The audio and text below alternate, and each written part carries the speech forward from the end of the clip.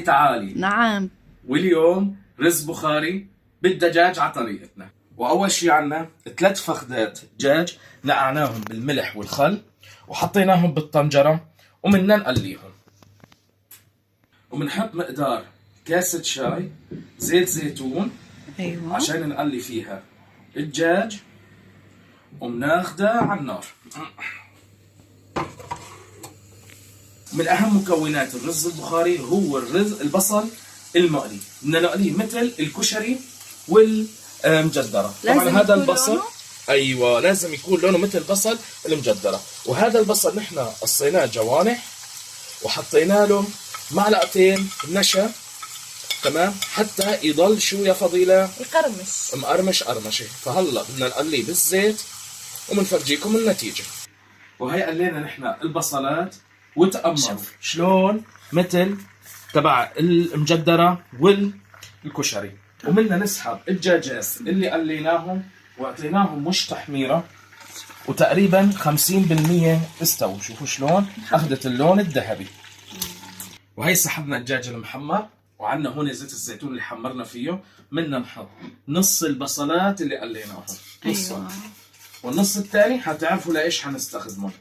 مع صحن فنجان كبير ايش من كان من الزبيب، ان كان اشقر ولا ان كان انا نحب بزاف هذه الماكله. هي الاكله طيابتها لانه بصل وزبيب بقلب الرز. اي من بعد بدنا نقليهم على الغاز. تمام.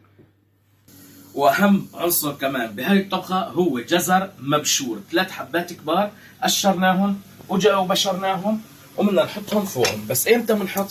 لما الزبيب ينتفخ. ايوه. وبنحط الجزرات ونقليهم. ايوه لما يدبل الجزر. وبس تدبلت الجزره بنحط معلقه بندوره مصبره او معجون الطماطم او دبس بندوره. وبنحط معها البهارات اللازمه اللي هي نحن عنا هون هال مطحون، زنجبيل مطحون، ثوم وبصل بودره، فلفل اسود، قرفه مطحونه، قرنفل مطحون، وملح ومكعب ماجي. هلا حتقولوا لي يا سائر ليش حاطط كله مطحون؟ بقول انا بحب انه اشتغل بالبهارات المطحونه، بتعطي طعمه اكثر وما بتلبك العالم اللي عم تاكل. ومنرجع بنأكد انه هي طريقتي. وبعد ما صار عندنا مزيج من دبس البندوره والجزر المبشور والبصل والزبيب، بدنا نحط الدجاجات اللي حمرناهم مع هذا الخليط ونزيده مي سخنه. ولازم الدجاج يطيب كله؟ لكن بده يطيب هون طياب كامل باذن الله. يعني سامعين الصوت الدجاجات فوق الهدول. وبنحط تقريبا نص لتر اكثر شوي تكون مي دافيه عشان يستوي الدجاج بشكل كامل باذن الله. وعبين ما يستوي عنا الدجاج بالتبله جيبوا انتم 3 كاسات رز 4 كاسات رز حسب حاجتكم.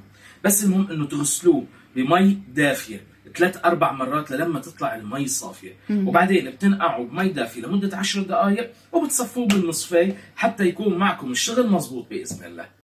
وبعد ما استوى الدجاج سحبناه على الصينيه وبدنا نحطه بالفرن ليتحمر. انا بحب انه يتحمر معه وممكن تخلوه ينطبخ مع الرز. وبدنا ناخذ الطنجره على النار نكمل شغلنا. وحطينا الطنجره على النار بدنا نحط مكعب الماجي. ايوه. ورشه الملح ونزيد نص لتر مي ونستنى عليهم ليغلوا ومنرجع مندوق المي اذا بدها ملح ولا لا. وبس غلت الصلصه مع المي والتبله بدنا ننزل الرز اللي صفيناه. طريقه طبخ الرز ايوه. نحن هلا بدنا نستنى ليغلي وبس غلى بنوطي الشمعه وبنغطي. وعبين ما يستوي الرز بدنا نعمل الدقوس. أيوة. في عندنا 3 سنين ثوم، نص ليمونه. يعني البخاري لازمها الدقوس. اكيد اي اكله رز اي اكله رز في إلى اساسيات. ومننا نخلطهم مع الفلفل الحمراء والخضراء.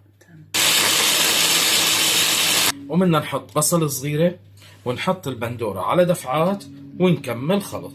ومنرش رشه فلفل احمر وملح عشان نكمل نحن الخلط. ملح بسيط لا تكتروا. تمام. وهي نحن صرنا وخلصنا مع الرز البخاري بالدجاج بعد ما حمرناه بالفرن وحطيناه فوق الرز والكشناه مع الزبيب والمكسرات المحمصة وجنبها الدقوس.